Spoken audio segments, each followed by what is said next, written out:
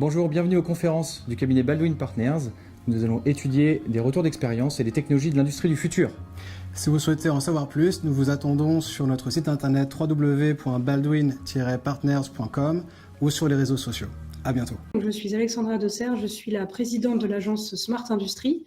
L'agence Smart Industry accompagne les PME dans leurs projets de digitalisation sur la partie opérationnelle, on va le voir, et sur la partie aussi informatique, puisqu'on a des experts dans la partie cybersécurité et dans la partie définition de la stratégie globale informatique en lien avec les stratégies de digitalisation qu'on peut mettre en place de manière opérationnelle.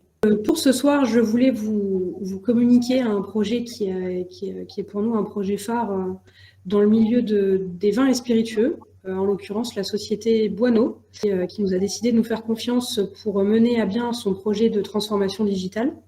Et en l'occurrence, ça va faire beaucoup de sens avec ce qui a déjà été proposé avant, puisque on est aux quatre chemins entre la partie Digital Twin, donc en l'occurrence jumeaux numériques, la partie BIM, on le verra, la partie MES, gestion des données, et puis la partie également compréhension d'un milieu qui se veut et qui veut être, ou en tout cas veut rester artisanal, puisque c'est la partie domaine gestion viticole et vinification, fermentation du raisin.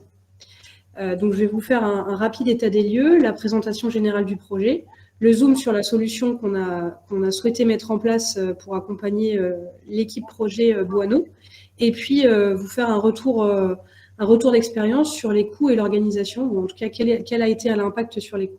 La première étape pour nous d'un projet de digitalisation, c'est de comprendre comment on crée de la valeur dans une société pour pouvoir au mieux comprendre comment donc on crée de la valeur, où est-ce que potentiellement on perd de la valeur.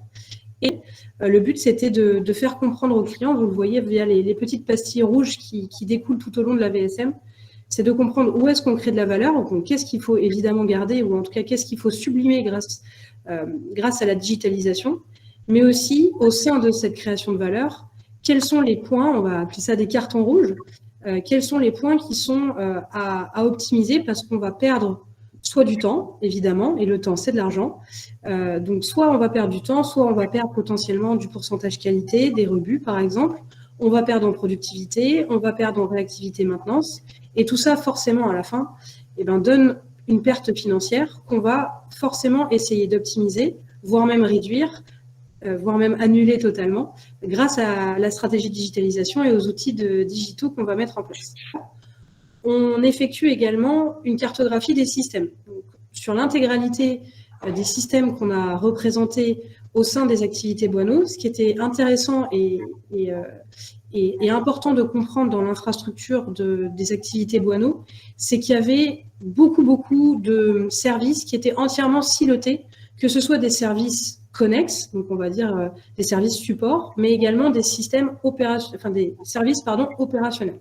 Donc, on va multiplier les sources de données et donc forcément, la centralisation de la donnée ne se fait pas.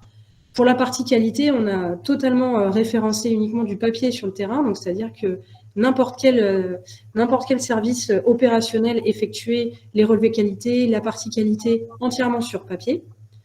En ce qui concerne la partie gestion, ce qui était très important au sein de l'équipe Boineau, c'est que le domaine est très vaste, donc on parle de plusieurs hectares, et il y avait des problématiques liées à la sécurité. Donc on a listé avec eux tous les processus qu'ils pouvaient faire. Évidemment, ils gèrent des domaines, donc ils gèrent des hectares de vignes qu'ils doivent traiter au fur et à mesure du temps, en fait.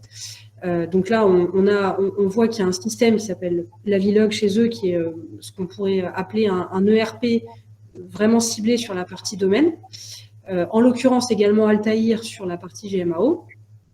La fermentation et vinification, donc la partie cuverie, qui est gérée également en termes de l'eau, en termes de traçabilité par un système propre. Sachant qu'on a identifié aussi beaucoup de recopies, donc beaucoup d'activités humaines qui n'avaient pas de valeur ajoutée. La partie distillation, qui est une grosse partie de Boineau, puisque dans le milieu de la partie Eau-de-Vie, Boineau est un des leaders de la distillation en France. Donc, ici, ils ont 50 alambics de distillation qu'ils doivent piloter appareil par appareil. Donc, une personne, si elle voulait avoir les informations de chacun des automates, elle devait se rendre au pied de machine. Donc, même principe, hein, beaucoup de temps, beaucoup de pertes de valeur, puisque c'est une activité qui leur prend énormément de temps. Et puis, une partie mise en bouteille. Donc, la mise en bouteille, hein, même principe, on génère uniquement des flux papier actuellement en mise en bouteille. Donc, pas de gestion des informations de productivité, des KPI très compliqués à avoir, qui sont calculés à la main. Donc, idem, du temps qu'on peut en tout cas optimiser. Et puis, la partie stockage, qui est évidemment un gros sujet chez Boineau, puisque après avoir distillé l'eau-de-vie, il faut le stocker pour qu'on puisse générer de la valeur sur cette eau-là. Et donc, en termes de géolocalisation, il n'y avait rien de prévu. Donc, tout est fait sur papier, tout est fait dans la tête des personnes qui sont sur le terrain. Et donc, forcément, ça générait beaucoup de non-valeur ajoutée également. Donc, en fait, pour résumer cette slide-là, le but de ça, c'est d'effectuer, chez nous, en tout cas en interne, une méthode qui s'appelle la méthode DILO, Day In, Day Off. Donc, c'est le fait d'aller sur le terrain et vraiment d'identifier avec l'intégralité des acteurs, des opérateurs, des faiseurs de valeur, ce qu'ils font actuellement et d'essayer déjà de leur faire comprendre pourquoi potentiellement on pourrait l'optimiser grâce à la digitalisation. Le but, évidemment, c'est de leur faire comprendre que chacun a sa valeur et que le but est de capter l'information le plus tôt possible pour favoriser leur temps dans la création de valeur et non dans la recopie ou dans la ressaisie d'informations qu'ils n'ont déjà pas forcément envie de faire de prime abord. La roadmap générale de ce projet, ou en tout cas l'objectif du projet avec l'équipe Boineau, a été d'augmenter le niveau de maturité digitale afin d'améliorer la gestion et la performance de l'activité globale de Boineau. Donc, on a défini un indicateur qui est l'indicateur actuel de digitalisation, qu'on a défini évidemment avec le client, donc avec Boineau. Donc, on a identifié qu'actuellement, il y avait des choses, donc on ne partait pas de rien, on ne partait pas d'un 0 sur 5, on partait d'un 2,2. C'est important ce chiffre pour nous de le définir avec le client, puisque ça va nous servir aussi d'indicateur pour la suite, pour essayer d'aller au plus haut de ce qu'on souhaite atterrir en termes d'objectifs. Et donc, comment atteindre cet objectif-là? Et forcément, donner de la valeur à l'existant. Encore une fois, je le répète, c'est un milieu qui se veut artisanal et qui souhaitait le rester. Donc, il y avait des problématiques d'automatisation qu'on ne voulait pas avoir, puisque l'intégralité des opérateurs, des cadres, des dirigeants même de chez Boineau ne voulaient pas tout automatiser, ne voulaient pas réduire à l'automatisation un travail qui se veut encore une fois artisanal. Créer des liens intersystèmes, puisque on est évidemment garant de systèmes qui sont généralement propres aux activités. Donc, on ne pouvait pas centraliser des activités au sein d'un ou de quelques systèmes, malheureusement. Donc, il fallait faire et partitionner avec des systèmes qui étaient présents et qu'il fallait qu'on garde. Donc, vraiment créer des liens pour pouvoir générer de la donnée et pouvoir faciliter l'analyse de ces données-là. Ajouter également des systèmes utiles, très important pour nous, puisque le but était de sublimer le travail artisanal, mais également les données qu'on allait avoir des différents systèmes, et évidemment capitaliser les données pour pouvoir analyser de 1 et pour pouvoir être plus productif, être meilleur dans notre travail à court, moyen et long terme. Slide suivante. Donc, pour faire un zoom sur la solution, je ne vais pas vous laisser languir plus que ça. Donc, en fait, la solution a été de définir, comme je vous le disais, on va dire un chemin, une croisée de chemin entre un outil qui se veut BIM, donc le BIM étant évidemment la gestion des 3D sur plusieurs couches, qui a plus pour vocation d'être utile à la partie bâtiment.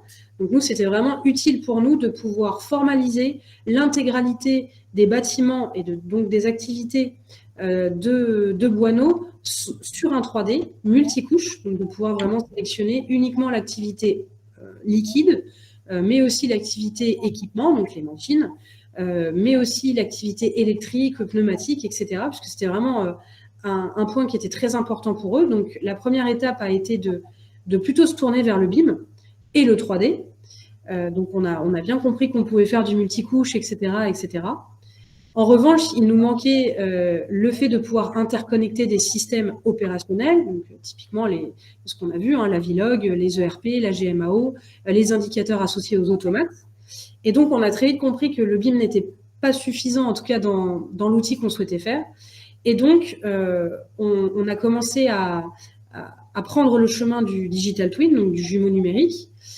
Mais on voulait quand même garder cette couche, ces différentes couches dans le 3D pour pouvoir sélectionner des vues en fonction de ce qu'on avait besoin et des priorités de bâtiments qu'on avait besoin. Donc pour autant, on a fait un digital twin avec plusieurs couches, donc on va dire une empreinte BIM.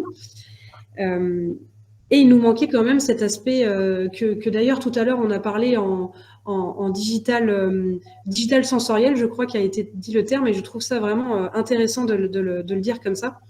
Et donc, on a souhaité, dans ce digital twin, dans ce BIM, pouvoir remonter des indicateurs pour éviter aux opérateurs terrain, d'avoir à aller chercher l'information, et d'autant plus difficile dans le cas de Boineau, puisque aller chercher l'information pouvait représenter, peut-être pas des kilomètres, mais à la fin de la journée, quelques kilomètres-ci. Donc, centraliser des informations du 3D sur du site selon des couches de visibilité, centraliser des informations opérationnelles, donc des indicateurs, que ce soit des informations automates, de sécurité, de qualité, de maintenance autour de l'outil de 3D dynamique, pouvoir favoriser un outil global qui permet à l'intégralité des acteurs d'utiliser un outil, bien que les outils opérationnels sont conservés. On l'a vu, ERP, etc., etc. Donc, du coup, on a vraiment à cœur de faire un 3D qui est entièrement paramétrable et adaptable. On peut également avoir l'intégralité des automates process connectés en temps réel, donc que ce soit des automates entre guillemets vieillissants, par exemple de l'activité de distillation, qui est quand même une activité qui est ancestrale chez Boineau, mais également des équipements qui sont plus récents. Le but, évidemment, est d'afficher des alertes et des aléas qualité et d'afficher en temps réel les indicateurs process en temps réel.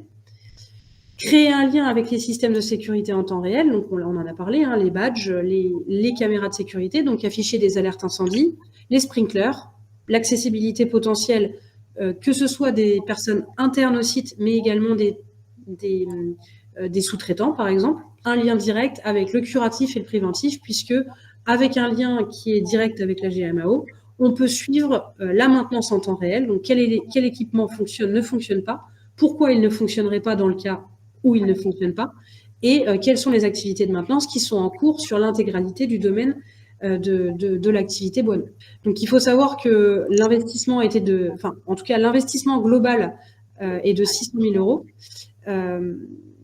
Nous, on a décidé de mener ce plan sur 3 ans pour convaincre les différents acteurs, même si la solution technologique et technique a été vraiment très bien prise par les différents acteurs, que ce soit la partie opérationnelle, puisqu'on a passé beaucoup de temps avec eux, mais aussi directionnelle. On a essayé de définir au mieux qu'est-ce que nous fait gagner cette solution-là. On arriverait à un retour sur investissement d'1 an et demi. Donc, vous voyez quand même que ce retour sur investissement, malgré l'investissement qui reste quand même assez conséquent, on arrive à avoir un retour sur investissement qui est cohérent et qui nous a permis de vraiment de basculer dans le on le fait et de garder cet aspect malgré tout artisanal qu'on a à cœur de garder dans les activités du groupe Boineau, mais en même temps foncièrement digital, puisque on parle de 3D, on parle de connecter 100% des activités, des systèmes et des équipements. On réalise l'intégralité des accompagnements, mais également de la partie formation, et à ce titre, on est totalement datadocké.